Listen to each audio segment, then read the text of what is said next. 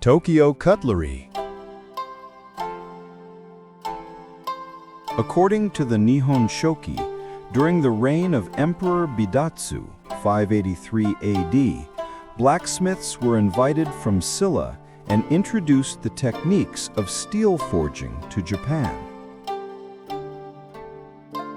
As the samurai class rose to prominence, swordsmithing skills advanced, and the method of applying hard steel to a core of soft iron became widespread, giving rise to Japan's distinctive, sharp, forged blades.